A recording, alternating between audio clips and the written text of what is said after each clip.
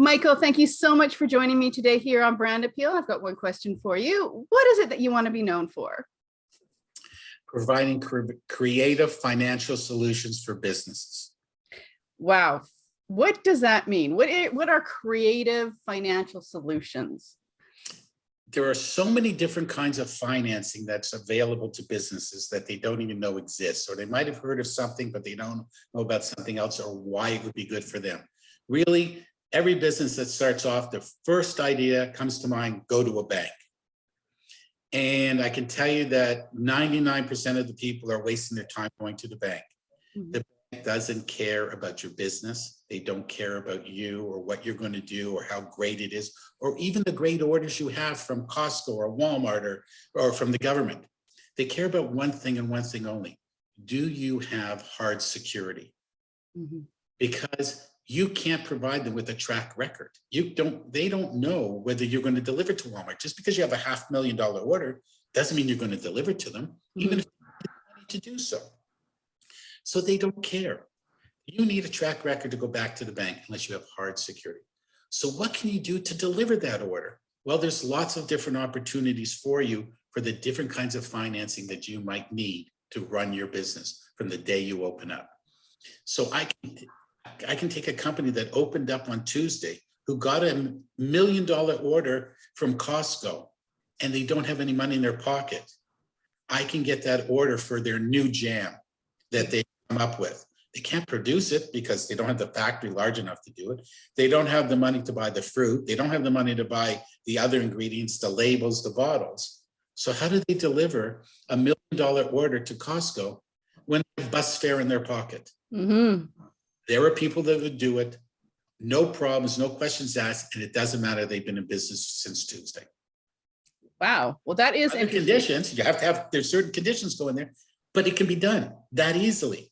Where you could have been in business for 20 years in the same kind of business, jam business, and if you don't know about that financing, and now you finally got that $1 million order, well, all it's going to be is a piece of paper that gave you a purchase order. You're never going to deliver it. Right. Yeah, because a lot of people, they think, oh, I just want to get that big order. But the logistics of it, the financing, I have to actually pay for stuff in order to get the order completed. There's more to it than just getting that big order. Right. A lot of companies go bankrupt trying to deliver to Walmart. Oh, I believe it. And they do it for two reasons. One, they don't understand what goes into delivering such a large order. And two, they don't understand the purchase order agreement that Walmart gave them. Mm. So Walmart gives them a purchase order, and just like Costco does it, and Home Depot, all the big box stores do the same thing. And they give you a purchase order, and they come with a lot of discounts for different reasons. And I learned a long time ago from somebody that was selling to a big box, and we were questioning whether we wanted to finance big box. And I said, because of all the discounts. He says, well, it's easy to get around. I need $1 for my product. I sell it to them for $1.20. They don't care, as long as they get their discounts. But most people that go in to sell to Walmart, they go and say, I need $1. And Walmart says, sure, we'll give you $1. And by the time they finish, they get a check for 82 cents. Because there's discounts. There's discounts for returns. There's discounts for advertising, discounts for this. And then sometimes, if you're a brand new product with no real track record that can be returned, they'll hold back another 10, 15% of that invoice for a year just to cover any excess returns that may come up. You need to understand that before you sell to them. Mm-hmm. You need to be able to know that you can afford to deliver, because you will go bankrupt delivering to them. Because remember, you're taking all your money that would be going to your other regular orders, you're putting it to Walmart, and then Walmart doesn't pay you for 30 or 60 days. How do you deliver to your other clients? All your money's tied up. And the bank doesn't say, gee, that's terrific. They go, what is your security? And you go, I have a receivable. That's nice. What if they don't pay you? What if your product isn't acceptable? They have all these conditions. Mm-hmm. So that's about understanding. And that's why you need to go and use the services of a business broker who has access to all these different kinds of financing and experience.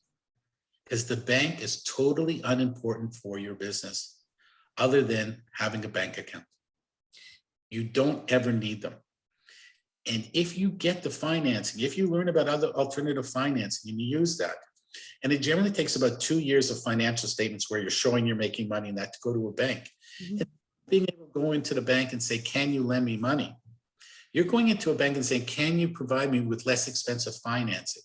I don't need financing. I need less expensive financing because you already have all the financing you need. Mhm.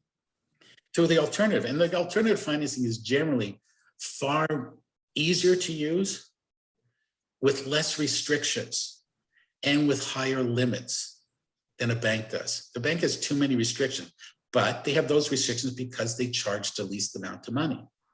So they're entitled to have those restrictions. Mhm. The other lenders charge a lot more, but they provide different kinds of service. And one of the examples that I use when I speak, or I just put it in a book, I show people how, apples to apples, how a client that had a $100,000 line of credit at the bank and $100,000 in cash and was paying 3% a year to the bank for their financing. And another company had $100,000 in cash, but used a factoring company. How the bank, and the factoring company was charging 3% a month, so 36% interest. How the bank was far more expensive at 3% a year than the factoring company at 3% a month. Because what it's all about is how much money did you make and how many clients do you have? And when you reach your limit at the bank says, when you collect, we'll give you more money to use because we've got paid back. The factoring company says, no, you got another order to a good credit worthy company, deliver, we'll give you the money so you can deliver to the next company, to the next company, next company. And I showed over a 60-day period where company A got 2 orders, paid $345 in interest to the bank, made almost $60,000. Mhm. Other company paid $48,000 to the factoring company and made over $200,000. Who is more expensive? The company that charged $48,000 or the company that charged $345? The opportunity lost is an expensive And you never thing. get it back.